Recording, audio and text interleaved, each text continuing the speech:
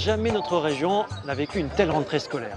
Après 2 mois de confinement, 1 mois de cours en pointillé et les vacances d'été, cette rentrée en Nouvelle-Aquitaine est inédite pour 1 200 000 élèves et étudiants en université, par exemple ici à Limoges. Dans cette enquête de région, on va vous raconter comment s'est déroulée cette rentrée avec de multiples enjeux, des bonnes et des mauvaises notes.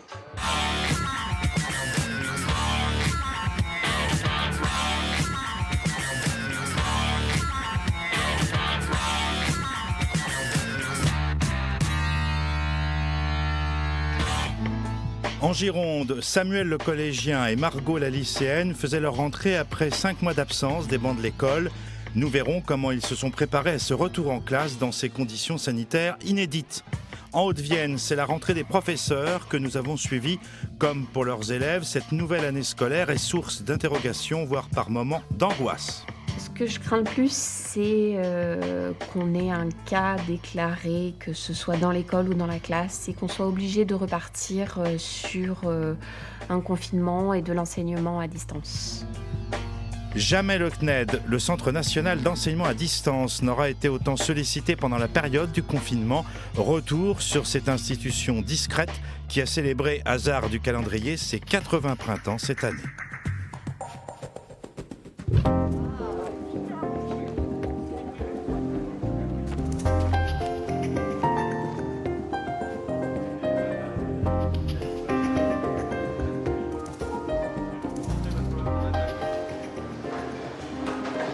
Je me trouve dans l'un des 800 établissements scolaires du Limousin au lycée des métiers Jean Monnet. Travaux pratiques en cuisine pour les élèves futurs restaurateurs. Ce lycée dépend du centre de formation des apprentis, le CFA académique du Limousin, une structure innovante pour proposer une formation à des jeunes, on en parlera. L'apprentissage n'a pas toujours eu bonne presse, mais c'est aujourd'hui l'une des priorités du gouvernement dans son plan de relance. On verra si les apprentis ont bel et bien réussi leur rentrée. Une rentrée, c'est toujours un moment émouvant pour les familles. Alors, comment les enfants et leurs parents se sont-ils préparés à cette rentrée en mode Covid-19 ? Regardez.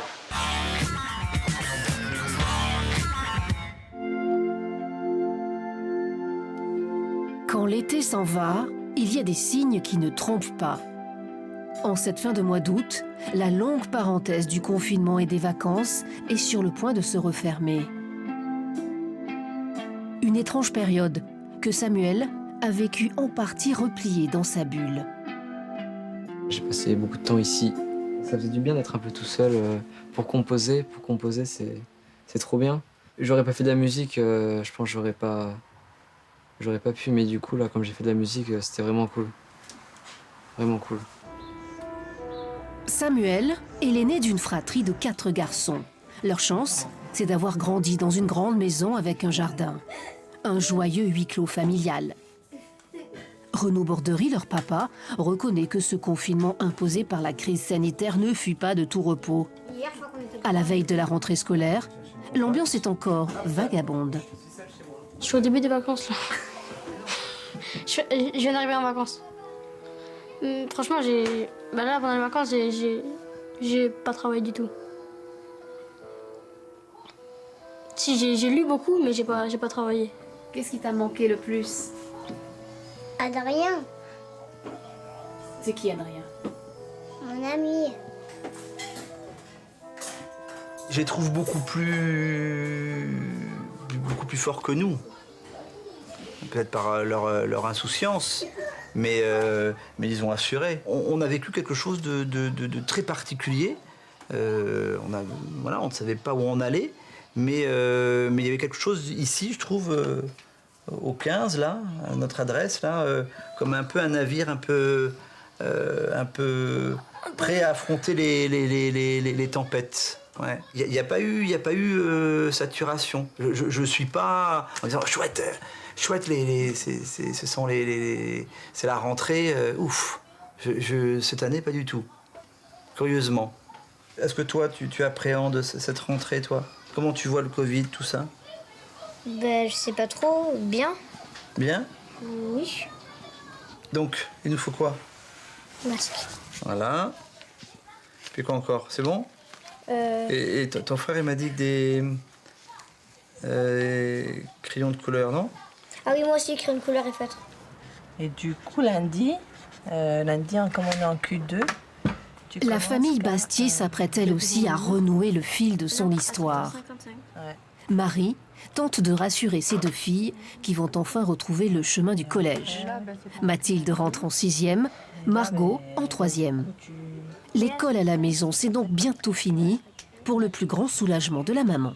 Là, tu vas embaucher qu'à 9h. Pour Margot, ça a été plus difficile parce qu'en fait, les professeurs avaient donné beaucoup de polycopes. Donc c'est vrai qu'à ce niveau-là, il faut suivre. On avait en plus l'impression que c'était comme la fac, où vous n'allez pas en cours et que vous avez des polycopes. Donc il faut suivre, donc il fallait être derrière. Bon, donc c'était un peu plus difficile. Bon, elle a su gérer, mais après... je pense qu'il y a quand même des petites lacunes parce que bon, moi je suis pas professeur, mon mari n'est pas non plus professeur, donc on n'est pas non plus pas du tout pédagogue, donc on s'énerve beaucoup plus vite. Et non, ça a été un petit peu difficile, mais bon. Et du coup là t'as vu, là c'est pas toi, faudrait que tu règles. Bon vas-y continue. Les profs ils nous parlaient jamais, ils nous envoyaient juste des exercices ou des leçons et il fallait les apprendre sans qu'on nous explique. Donc c'était dur. Il était temps que ce soit pour les parents, pour les enfants. La grande difficulté, c'est d'arriver à refabriquer, c'est pas un travail évident, à refabriquer en tant que parent cette espèce de neutralité affective qui existe spontanément entre l'enseignant et l'élève dans le cadre scolaire. Romain Delesse est sociologue. Il est le co-auteur d'une étude sur les effets de la scolarisation confinée. Il observe la façon dont les parents ont accompagné leurs enfants durant cette parenthèse inédite. On les interroge sur la bonne santé de la relation pendant la période précise de confinement. Et là, on se rend compte de quelque chose d'assez intéressant, c'est qu'en temps normal, il n'y a pas de différence entre les milieux sociaux. Les gens, globalement, considèrent qu'ils ont une bonne relation à leur enfant. 90% des parents disent avoir une bonne relation avec leur enfant. Par contre, pendant la période de confinement et dans le cadre particulier du suivi du travail scolaire dans le confinement, on se rend compte que déjà, beaucoup moins de gens déclarent avoir une bonne relation à leur enfant. On est entre 40 et 60% au lieu de 90. Donc on voit qu'il y a une dégradation différentielle en fait, de la relation parent-enfant en période de confinement. Dans la famille Borderie-Webb, une partie des fournitures scolaires est réutilisée d'année en année entre les enfants. Mais il y a toujours quelques courses de dernière minute à faire. Entre les stylos et les cahiers, l'une des grandes nouveautés de cette rentrée marquée par l'épidémie de coronavirus, c'est le masque. Un accessoire qui reste à la charge de la plupart des parents. C'est un coût et puis c'est aussi le fait d'y penser, quoi. C'est-à-dire qu'il va falloir penser le matin en effet, est-ce que le cartable a bien été fait, mais est-ce qu'il y a bien les masques nécessaires pour la journée? Ça aussi, c'est pas évident. Tu vas y penser? Oui, je vais penser. Le matin, je pars avec, comme ça, j'oublie pas. Face aux incertitudes et aux consignes sanitaires qui n'ont cessé d'évoluer, le masque est le signe visible d'une épidémie toujours menaçante. On est dans quelque chose de...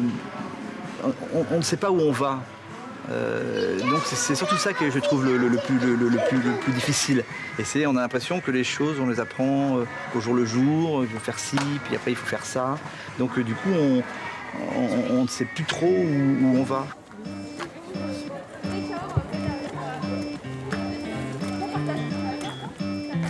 On aimerait bien rester en vacances, parce que bon, l'école, il faut travailler, il faut se lever tôt. Mais donc oui, je préfère être en vacances, mais après, redevenir un peu sociable, revoir du monde, ça fait pas de mal. Bonjour. Bonjour. Bonjour.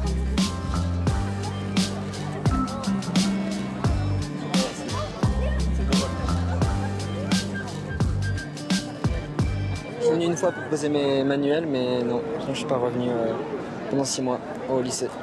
Et voilà, j'espère que ça va être pas une année trop difficile. Et de voir tes camarades autour de toi. Ah, ça c'est cool ça. Ah ça m'avait manqué ça. Des adolescents tiraillés entre leur envie de liberté et leur besoin de retrouver leurs camarades. C'est le grand jour pour Margot, Samuel et les autres. Après plusieurs mois de pause, ils redécouvrent leur lycée, leur collège et surtout ces gestes barrières.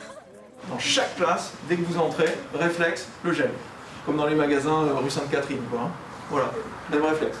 La photo de classe attendra. En cours, comme à la récréation, le masque est obligatoire dès l'âge de 11 ans. Une règle peu pratique pour faire connaissance, mais finalement chacun semble s'en accommoder. À part le masque et le gel, mais sinon c'est une rentrée un peu comme les autres quand même. La communication c'est différente avec le masque que sans masque. On voit pas les expressions de visage avec la bouche et je pense que c'est ça le plus différent.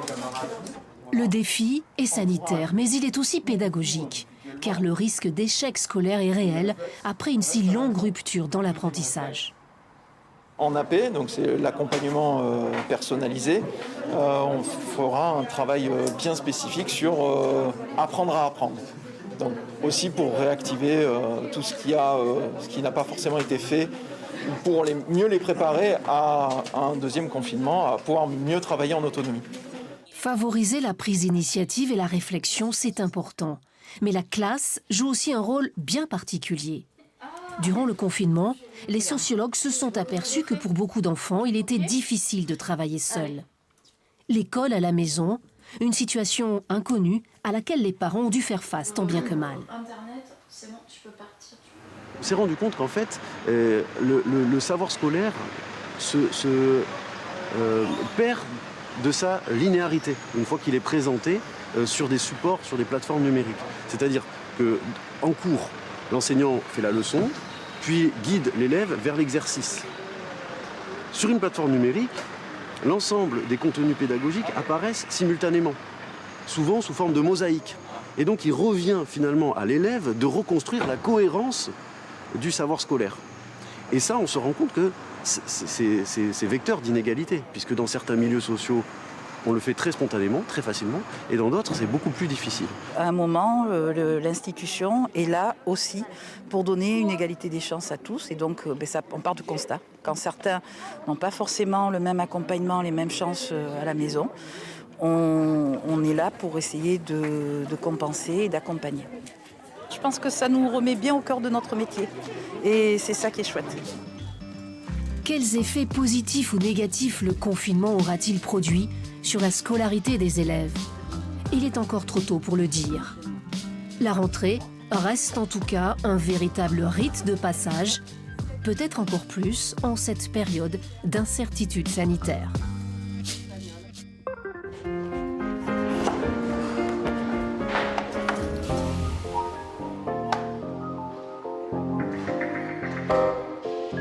Comment s'est passée la rentrée scolaire? C'est la question posée dans ce nouveau numéro d'Enquête de région. On se retrouve au lycée des métiers Jean Monnet de Limoges. L'apprentissage est-il vraiment une voie royale pour trouver un emploi en période de crise économique et sanitaire? En tout cas, le gouvernement mise sur la filière. On va en parler durant ces prochaines minutes. Bonjour Evan. Bonjour. Evan, 16 ans, apprenti ici au lycée des métiers Jean Monnet. Tu nous prépares quoi? On est en train de faire un poulet rôti avec une jardinière de légumes. Donc comme légumes, c'est des pommes de terre, des navets, des haricots et des carottes. Futur restaurateur donc? C'est ce que j'envisage. D'accord. Pourquoi avoir choisi l'apprentissage pour apprendre ce métier de restaurateur? En étant en troisième, j'ai hésité entre faire un bac professionnel ou faire un CAP. Et j'ai choisi l'apprentissage car on a beaucoup plus de pratiques vu qu'on est la plupart du temps en entreprise. Alors qu'en bac pro, on fait très peu de pratiques et c'est ce que j'ai voulu choisir. Et du coup, comment s'organise ta scolarité? En fait, tu es cours ici et en entreprise? C'est ça. Dans l'année, j'ai 11 semaines de formation à l'UFA et le reste du temps, je suis en entreprise. Ton objectif, c'est quoi? Ton objectif professionnel? Le premier, je vais faire un brevet professionnel par la suite. Et ensuite, pourquoi pas aller dans des grandes enseignes, par exemple, j'aimerais bien travailler avec Philippe Etchebest, tout ça. Devenir un meilleur ouvrier de France, peut-être? Ça me plairait, oui. Ah oui, d'accord.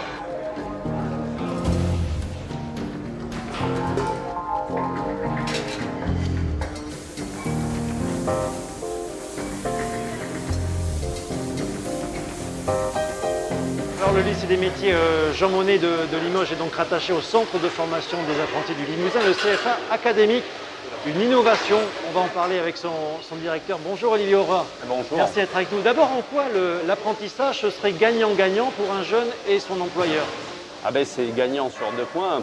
Premièrement parce que le jeune peut se former, obtenir un diplôme, et ensuite pour son employeur, c'est aussi une solution pour évaluer, pour le former et demain avoir une main-d'œuvre qu'ils puissent recruter. Le CFA académique du Limousin propose une formule innovante pour proposer des formations aux jeunes. En quoi c'est innovant? Alors, le CFA académique du Limousin est une structure qui est une structure hors les murs, qui porte tous les contrats d'apprentissage et qui est adossée à des établissements publics de l'Académie de Limoges, dans lequel nous pouvons, partout où il y a des plateaux techniques, faire des formations par apprentissage. Vous centralisez les offres de formation? Absolument. Et donc le futur apprenti n'a qu'un seul interlocuteur? Absolument. Le problème avec l'apprentissage aujourd'hui, c'est qu'il y a des milliers de jeunes qui ont du mal à trouver des contrats d'apprentissage, des milliers de professionnels qui disent qu'ils ont du mal à trouver des apprentis. Alors, c'est quoi l'origine du problème? L'origine du problème, je pense que c'est de la méconnaissance. L'apprentissage a souvent été dévalué et les jeunes ont du mal à s'orienter aujourd'hui naturellement vers cette formation. Oui, mais on a quand même gagné le débat des idées. C'est-à-dire que longtemps, l'apprentissage a été dévalué. Aujourd'hui, nous sommes dans une démarche où effectivement l'apprentissage est revalorisé. Les aides l'attestent. Il y a tout un ensemble de médias qui relayent finalement ces formations en apprentissage. Et donc nous avons gagné le débat des idées. C'est-à-dire qu'aujourd'hui, faire de l'apprentissage n'est plus stigmatisant. Faire de l'apprentissage aujourd'hui, c'est suivre une formation comme les autres, une formation diplômante insérante. Est-ce que c'est une filière en danger aujourd'hui? Alors, pour être économiquement, pour être très concret avec vous, le CFA académique fait plutôt une belle rentrée. Donc nous sommes aujourd'hui sur une dynamique qui est une dynamique extrêmement intéressante. À l'heure où je vous parle, nous pouvons dire que nous avons plus de contrats d'apprentissage cette année que l'année dernière. Et ça, c'est dû à quoi? Alors, c'est dû essentiellement aux aides aussi qui ont été envisagées et données aux entreprises pour l'embauche d'un apprenti, mais aussi c'est lié au travail des gens au quotidien qui font la promotion de l'apprentissage. Un établissement comme celui-ci en est pour moi le témoin.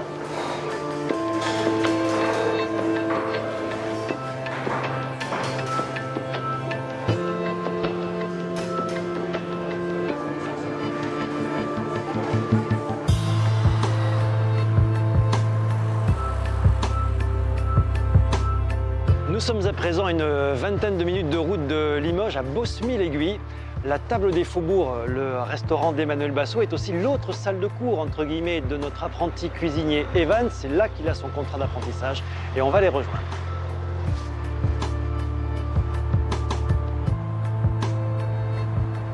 Bonjour Emmanuel Basso. Bonjour. Merci beaucoup de nous accueillir dans votre restaurant. Chef, formateur et employeur d'Evan qu'on a vu au lycée des métiers. J'ai oublié de te demander tout à l'heure pourquoi tu voulais faire cuisinier.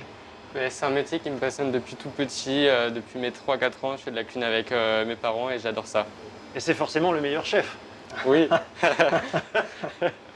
Alors, il faut savoir qu'Evan, avant d'arriver ici, il a eu la possibilité de faire des stages de découverte en 3e et qu'il a fait plusieurs stages. Le premier ici, le deuxième, moi je l'ai incité à aller dans des cuisines de collectivité pour qu'il voit l'ensemble du métier et qu'il puisse se déterminer assez rapidement. Il est vite revenu me voir en me disant « Chef, je veux faire la cuisine, je veux faire l'apprentissage et ce sera chez vous. » Voilà. C'est vraiment le stage de 3e qui l'a orienté vers vous. Tout à fait. Bon, on te laisse retourner préparer le repas du midi. Alors, chef, vous êtes arrivé en 2003 en Limousin. Oui. Auparavant, vous avez travaillé dans plusieurs tables françaises. Vous avez eu un mentor, le chef Faugeron. Oui. Est-ce que l'apprentissage, c'est le meilleur moyen de transmettre son savoir à un jeune aujourd'hui? Pour moi, oui. Voilà, c'est un des très bons moyens puisqu'on met en application la théorie de manière immédiate.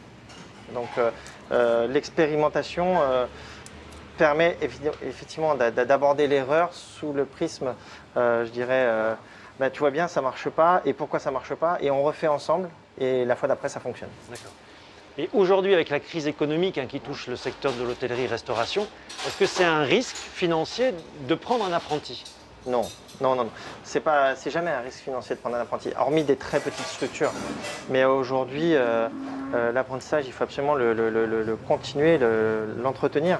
On a la chance quand même d'avoir de très jolies avancées au niveau du gouvernement qui font qu'aujourd'hui, un apprenti, ça coûte 0 la première année.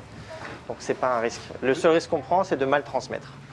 Vous auriez pris un salarié à plein temps si vous n'aviez pas eu Evan, par exemple, c'était possible? J'en avais avant. Ils sont partis. Et des personnalités comme Evan font que ça supplée tout à fait aux besoins. Merci chef, merci bien. Nous nous intéresserons tout à l'heure à la rentrée universitaire et la rectrice de l'Académie de Limoges sera ma prochaine invitée. On parlera notamment de la problématique de l'enseignement à distance. La continuité pédagogique mise à mal durant le confinement est un enjeu primordial dans les établissements en REP+. Les réseaux d'éducation prioritaires renforcés, notamment au milieu populaire, ils bénéficient de moyens supplémentaires. Alors comment cette rentrée y a été vécue? Regardez.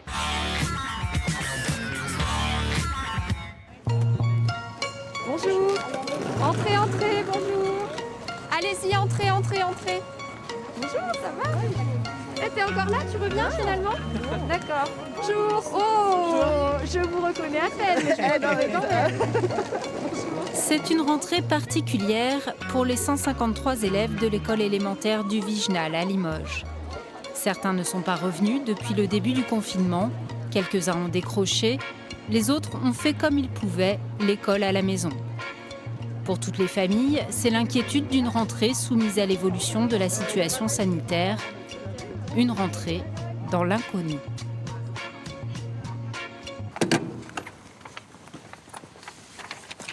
Veille de la rentrée des classes, la directrice affiche le protocole sanitaire et les modalités d'accueil des enfants qui viennent tout juste d'être décidées. Les parents sont en demande d'informations. Le retour en classe au 11 mai, c'est fait avec des horaires échelonnés. Donc les parents qui appellent souvent ne savent pas s'il y a toujours des horaires échelonnés ou si tous les enfants arrivent au même moment. Donc c'est la principale question qui les inquiète pour demain. En ce jour de rentrée des profs, la directrice est sur tous les fronts. D'autant que cette année se posent beaucoup de questions d'organisation, validées le matin même avec les enseignants.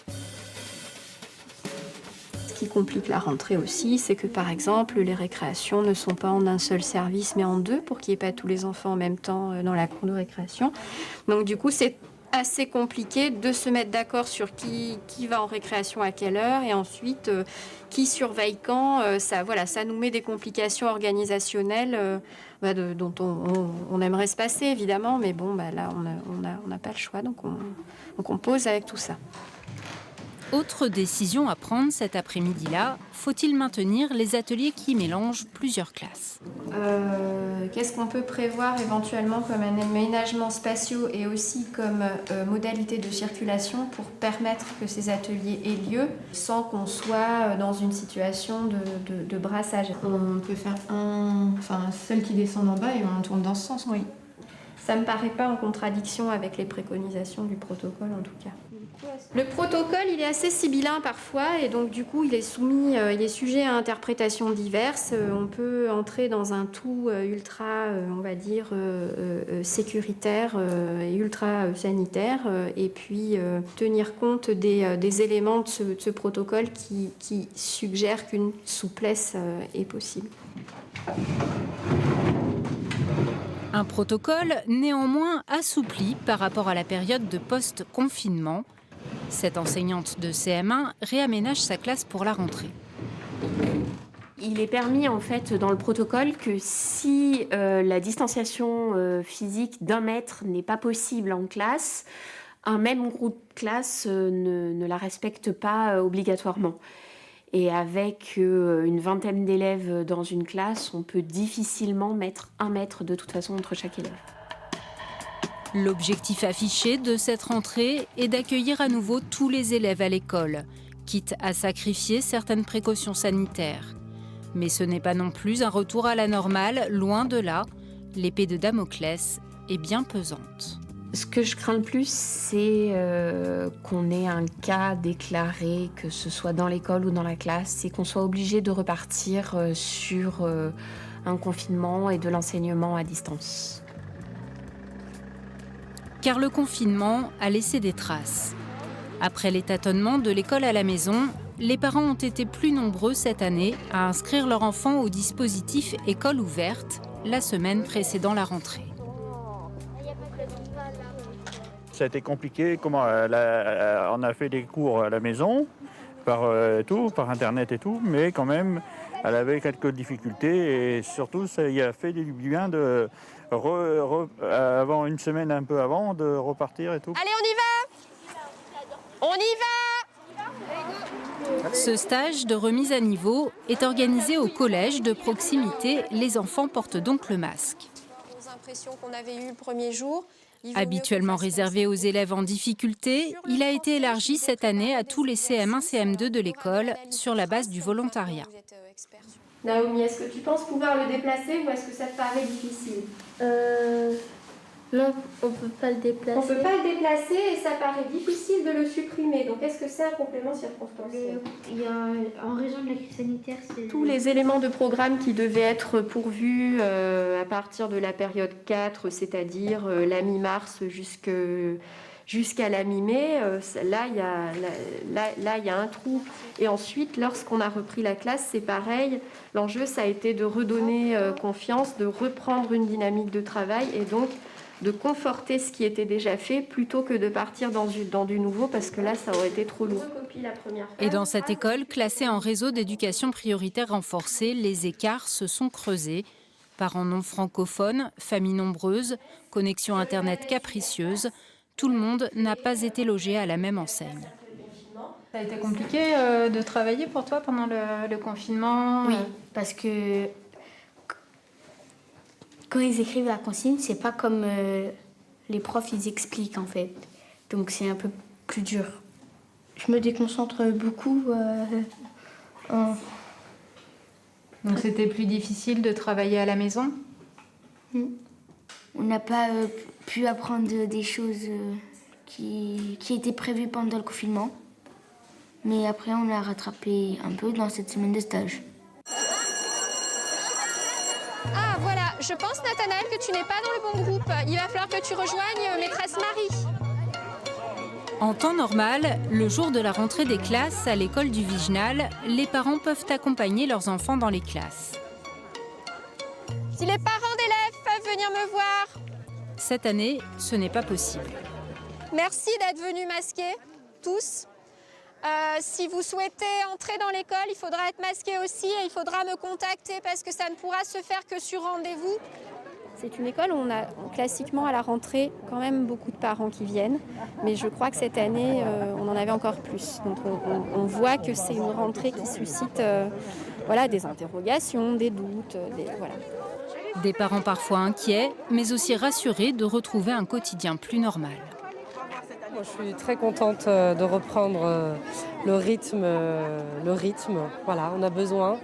Ça a été compliqué, mais je pense qu'on a besoin de reprendre un rythme en tant que parent et puis pour les enfants. Elle avait hâte, comme elle passe en CE1, elle a hâte d'aller retrouver ses amis, ses camarades de classe, parce que voilà, ça faisait longtemps qu'ils restent à la maison, c'est très ennuyant, donc voilà.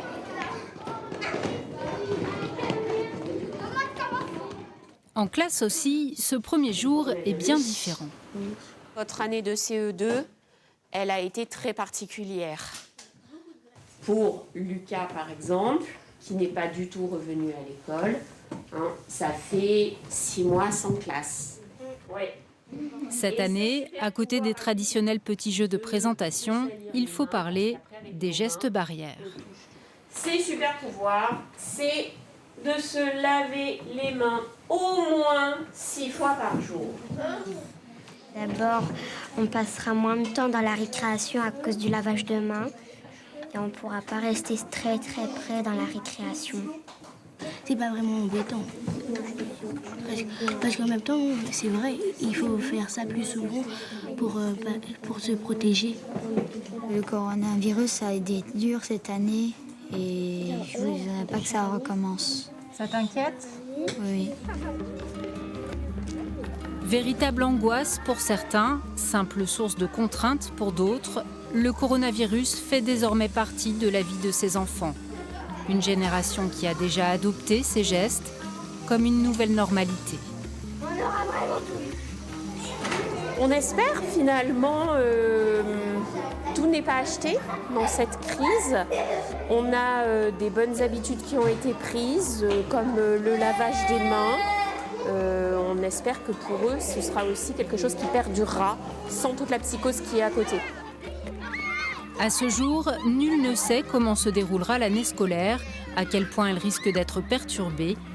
Mais cela n'empêche pas les jeunes élèves de profiter de leurs retrouvailles en cette rentrée qui, à travers leurs yeux d'enfants, n'est peut-être pas si différente des autres finalement.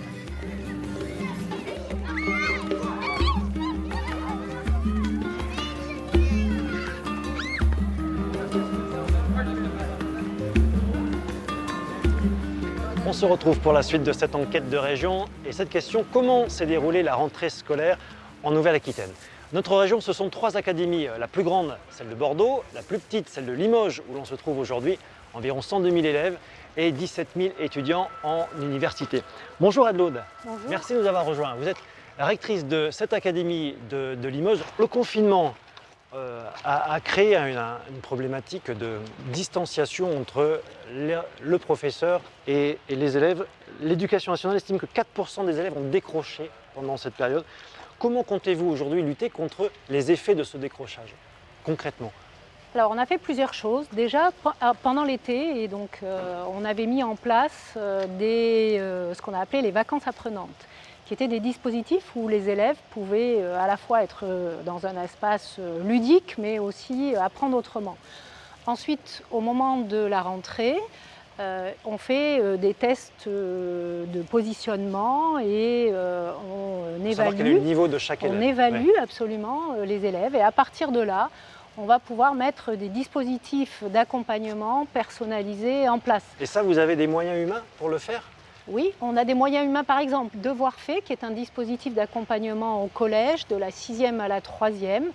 On a des enseignants qui se sont mobilisés dès le début du mois de septembre pour offrir pour chaque élève, à chaque élève 4 heures pour apprendre à faire ses devoirs et à rentrer chez lui en ayant déjà fait ses devoirs. Bon, après, on sait que l'échec scolaire, c'est une réalité. En France, on a environ... Alors, en 2019, c'était 8% des jeunes qui ont abandonné l'école. Vous pensez que ce n'est pas un problème de manque d'effectifs qui peut expliquer ce décrochage scolaire et cet échec scolaire? En tous les cas, on met en place des dispositifs personnalisés et c'est précisément ce qu'on fait à cette rentrée. Et c'est ce que je vous disais, chaque cas est particulier et donc plus le dispositif sera personnalisé à chaque enfant, plus il aura de chances de réussir. Bon, le confinement a montré que l'on pouvait enseigner différemment avec l'enseignement à distance. Alors on peut le faire, mais est-ce qu'on doit le faire? Ce à quoi je suis favorable et les résultats des élèves et avoir échangé avec à la fois les enseignants, les élèves et les chefs d'établissement montrent que d'avoir un enseignement avec un mix parfois selon la nature de l'enseignement, selon aussi la pédagogie que met en place l'enseignant, ça peut avoir un effet totalement bénéfique sur le résultat de l'élève. Et avant tout, ce qui nous intéresse, c'est de faire réussir nos élèves.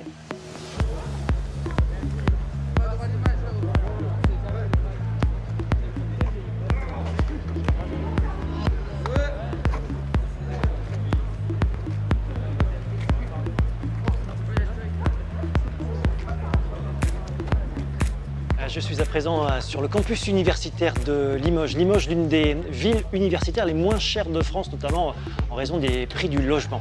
Quelques 17 000 étudiants ont fait leur rentrée ici. On va voir comment cela se passe, par exemple, à la faculté des lettres et sciences humaines, entre hausse des effectifs et contraintes sanitaires.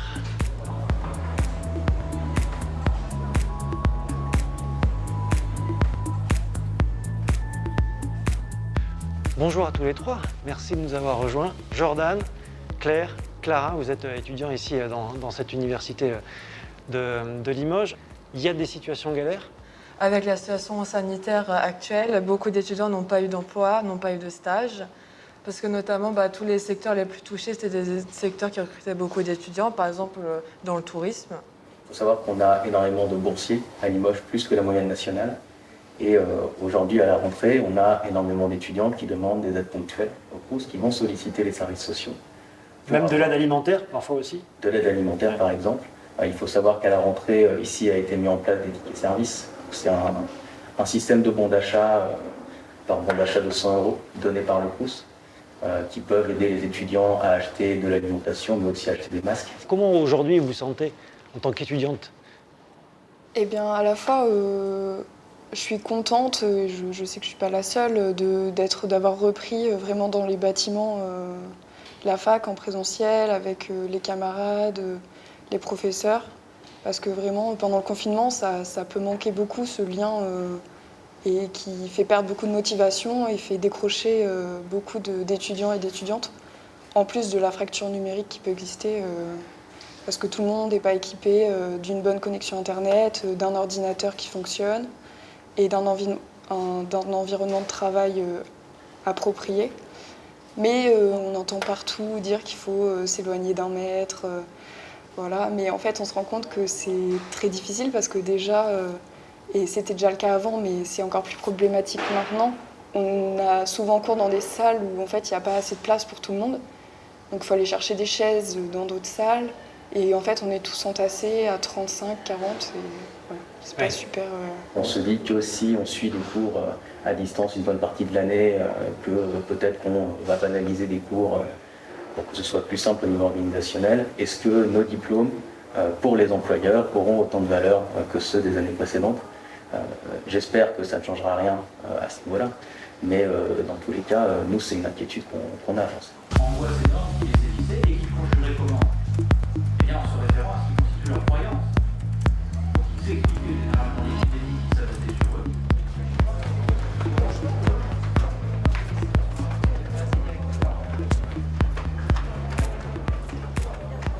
Bonjour François Vissot. Bonjour. Merci de nous accueillir dans cette université. Vous êtes le directeur de la faculté des lettres et sciences humaines où on se trouve.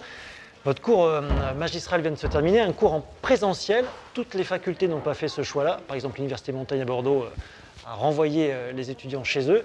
Pourquoi ce choix de faire cours ici? Parce que la situation sanitaire le permettait. On a reçu des instructions dans le courant de l'été qui nous disaient que si on pouvait accueillir tous nos étudiants en présentiel, c'était préférable. C'est d'ailleurs l'avis partagé par l'ensemble des collègues. Il ne faut jamais oublier que l'enseignement en présentiel est celui qui permet le plus la réussite de nos étudiants. Malgré le risque sanitaire?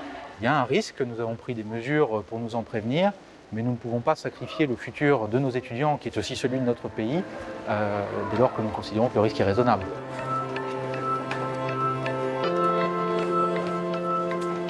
Bon, alors concrètement, par exemple, les mesures sanitaires comprennent quoi ici dans la faculté? Là, nous sommes à l'entrée principale de la faculté et qui, en temps de Covid, est uniquement l'entrée. D'accord. Comme vous voyez, on interdit la sortie et elle se fait ailleurs. On arrive ici, vous avez des panneaux qui vous orientent d'habitude, sur lesquels on a ajouté des sens de circulation pour éviter qu'il y ait des flux en sens contraire, ce qui est évidemment contre-indiqué dans le contexte. On rappelle régulièrement l'obligation du port du masque. Et surtout, sur l'entrée, on insiste sur la désinfection des mains. Et assurer la distanciation physique, alors qu'il y a plus d'étudiants cette année, parce qu'il y a un taux de réussite au bac important, comment on gère la distanciation physique et plus d'étudiants dans le même espace? Il est bien évident qu'accueillir plus d'étudiants dans des locaux qui ne sont pas plus grands, sans avoir plus d'enseignants pour les recevoir, ça veut dire que malheureusement, comme à chaque rentrée, et surtout au début, on peut avoir des amphithéâtres, des classes un peu surchargées. Mais ce qui nous est dit, c'est que si tout le monde porte le masque, y compris l'enseignant quand il fait cours, ce qui n'est pas facile, croyez-moi, tous les étudiants, qu'on aère régulièrement, qu'on désinfecte les surfaces, on est dans un risque acceptable et on peut fonctionner. Risque acceptable? Risque acceptable. C'est pas moi qui le dis, ce sont les autorités sanitaires. D'accord.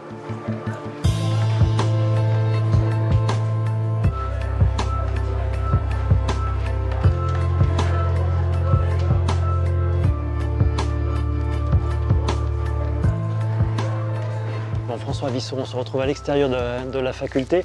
Pourquoi dites-vous qu'en fait, cette crise de la Covid-19 a valorisé l'école républicaine? Eh bien, à mon sens, beaucoup de Français, et ce n'est pas leur faute, ce n'est pas leur métier, se faisaient peut-être une idée un peu approximative de nos métiers d'éducateurs, de formateurs. Je crois qu'ils ont découvert, ne serait-ce que par la nécessité où ils se sont trouvés, pour certains, de faire l'école à la maison, que c'était un métier difficile, exigeant, comme d'autres bien sûr, et ils ont vu ce que serait une France sans cette école. Et c'est une France, à mon avis, qu'ils ne veulent pas voir advenir. Donc cet attachement, je crois qu'il grandit et je m'en réjouis. Avec une école ou une université de proximité, même si ça coûte cher? On peut dire que ça coûte cher, c'est du service public. La rentabilité n'est pas, à mon sens, la finalité du service public. On pourrait parler de ce que ça apporte aussi. Ce que ça apporte en termes de rayonnement. Nous formons cette jeunesse pour qu'elle aille ensuite irriguer l'économie de notre pays, les secteurs de la culture. Pour une faculté des lettres et des sciences humaines, nous y sommes sensibles. Et nous voulons faire rayonner ce territoire qu'est le Limousin. Bien sûr, maintenant, au sein de la Nouvelle-Aquitaine, Je crois qu'il faut arrêter de déménager le territoire. Il faut laisser les services au plus près des habitants, là où sont les besoins. Cette université remplit un rôle social dont je suis fier, comme directeur de la faculté des lettres et des sciences humaines. Et c'est pour ça, selon vous, que l'enseignement à distance n'a pas un avenir dans l'éducation nationale? Pourquoi? Il y a des formations qui sont à distance. Ça existait avant l'épidémie. Elles sont conçues ainsi.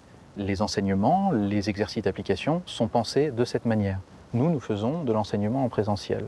Je pense que nous devons continuer à le faire. Merci François Avissot. Alors, vous en parliez, il y a dans la région un spécialiste de l'enseignement à distance. Il est basé près de Poitiers, c'est le CNED, le Centre national d'enseignement à distance. Il a été créé en 1939, au début de la guerre, en pleine désorganisation du système éducatif. Et bien 80 ans plus tard, le CNED est toujours là et jamais il n'a autant montré son utilité que durant cette crise sanitaire.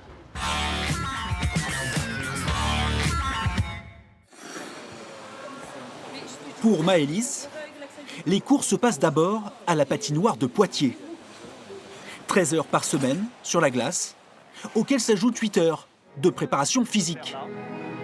Et un professeur illustre, Brian Joubert, ancien champion du monde de la discipline. Sportive de haut niveau, Maëlys est élève au CNED depuis le CM2.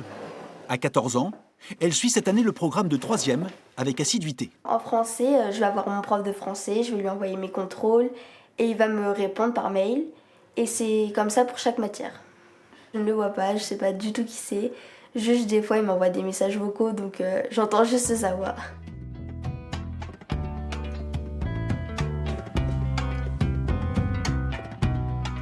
Quand on rentre au CNED, en fait, on se retrouve un peu tout seul, on est livré à nous-mêmes.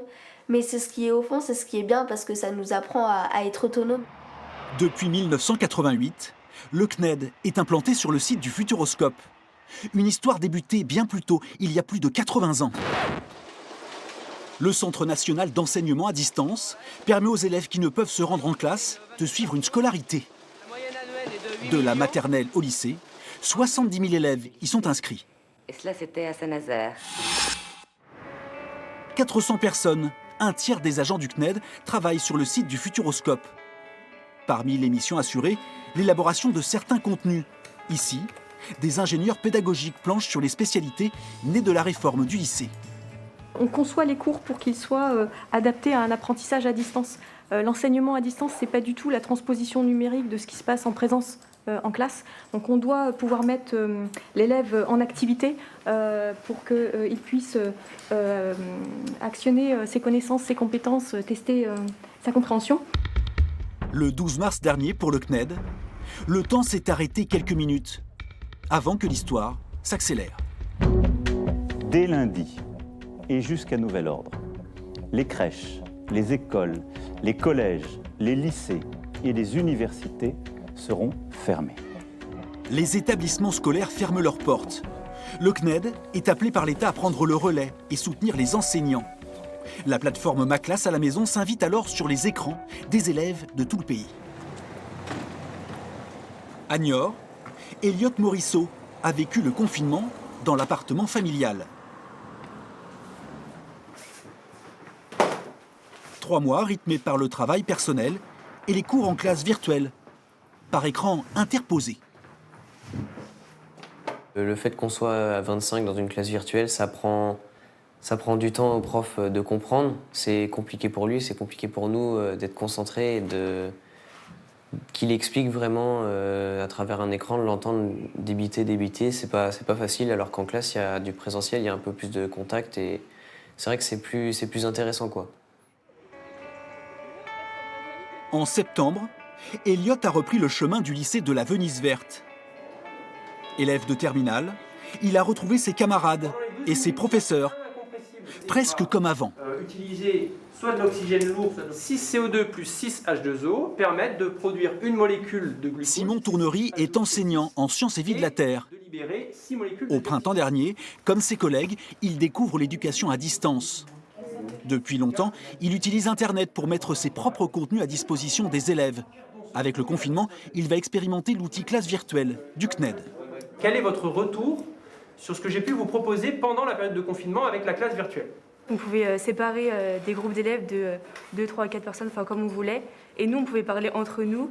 Et le prof pouvait changer, ça s'appelle des salles, pour nous intervenir, pour aider à notre travail. Parce que des fois, il y avait des bugs. Enfin, je sais que je voulais vous poser des questions. C'était pas vous, vous étiez là, mais vous m'entendiez pas. Du coup, je pouvais pas rendre le travail à temps.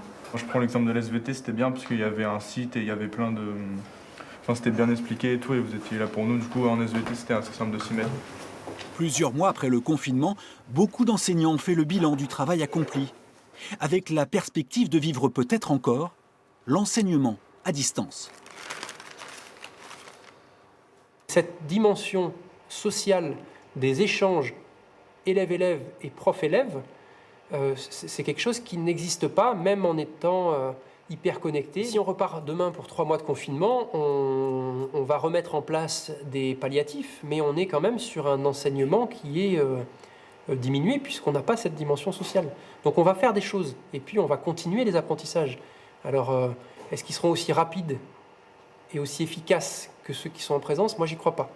Et pourtant, j'y ai mis beaucoup d'énergie, mais je n'y crois pas. Selon le CNED, pendant le confinement, en moyenne, 200 000 classes virtuelles étaient lancées chaque jour, avec une fréquentation de 2 millions d'élèves. Pendant l'été, l'autre facette de la plateforme, les contenus pédagogiques, ont été au cœur des préoccupations. Les contenus ont été en fait complètement repensés pour pouvoir être mis à disposition sous forme de parcours pédagogiques. Là, les ressources, elles vont être mises à disposition sur la plateforme au fur et à mesure en fonction des calendriers scolaires. Et elle a quel âge l'enfant? Chaque année, le centre de relations clients du CNED gère 500 000 appels téléphoniques. Pour les questions des utilisateurs de la plateforme Ma Classe à la maison, tout se passe par courriel. Sur le contenu, on a très peu de demandes. C'est vraiment sur l'aide à la connexion. Et en mars dernier, 45 000 mails ont été reçus. Le 7 septembre, la plateforme a rouvert ses portes. Les demandes ont immédiatement suivi. On ne s'attend pas au même volume, on n'est pas dans la même configuration que le 16 mars. On ne s'attend pas à 2 500 000 connexions et inscriptions à nos plateformes Ma Classe à la maison. Néanmoins, il y a des sollicitations, donc on se renforce avec une équipe dédiée et spécialisée pour pouvoir traiter et absorber ce flux-là, répondre aussi bien aux parents, aux élèves qu'aux enseignants. Au cœur de la campagne poitevine, Légny-les-Bois, 600 habitants, a retrouvé le rire de ses enfants.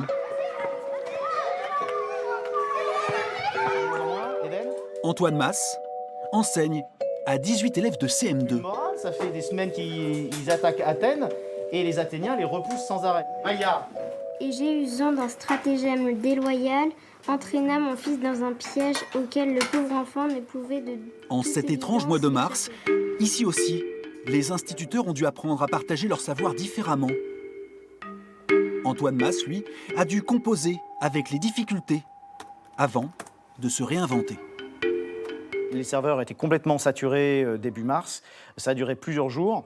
Et j'ai essayé d'autres plateformes que le CNED. Et vraiment, à chaque fois, c'était le même problème. Soit parce que les serveurs, à la base, étaient complètement inondés, soit parce qu'ici, en milieu rural, on a beaucoup de familles qui ne sont pas équipées comme il faut et qui n'arrivaient pas à se connecter ou qui se déconnectaient en cours de réunion, en cours de cours. Antoine Masse va donc adopter sa propre recette et réaliser plusieurs dizaines de vidéos. L'accroche est humoristique et le contenu pédagogique. Un 6 x 9. Voilà, je vais ça en tête, pardon. 6 x 9. Je voulais leur montrer que voilà, moi je faisais les efforts de me déguiser, de faire cette petite touche d'humour et surtout de faire ces vidéos avec le travail derrière, tous les jours, 2-3 vidéos par jour, pour dire voilà, je suis là pour vous, mais vous aussi vous devez rester avec moi, vous devez vous accrocher. C'est pas facile de travailler tout seul. Avec cette rentrée inédite, des centaines de classes ont dû fermer temporairement. La place des écrans devrait donc se confirmer. Les écrans, c'est vraiment bien. Ça apporte énormément de choses. La connexion Internet à l'école qu'on a, elle permet justement de découvrir de nouvelles choses, de nouvelles pistes, de façon de travailler. Mais pour moi, l'école de demain, c'est les petites structures comme on a ici, avec justement un lien très très fort entre les enfants, les familles, une forme de solidarité. Et c'est pas autrement que moi je vois l'école, quoi. Allez, on s'installe à l'ombre tranquillement. Malgré les difficultés, de la maternelle au lycée, les enseignants ont repris leur poste. Ce sera les Latins contre les Américains. C'est qui les Amériques?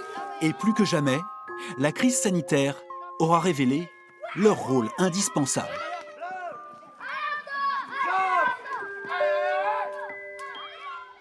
Alors à la question comment cette rentrée scolaire s'est passée en Nouvelle-Aquitaine, la réponse est finalement pas trop mal, à en croire tous ces témoignages aujourd'hui. Malgré les contraintes sanitaires, malgré les craintes et les doutes sur cette pandémie qui repart, reste à savoir aujourd'hui comment cette crise sanitaire évoluera et quel sera son impact sur notre école, mais aussi sur notre économie, alors que 700 000 jeunes en France sont rentrés sur le marché du travail cette année. Merci de nous avoir suivis pour Enquête de Région. À bientôt.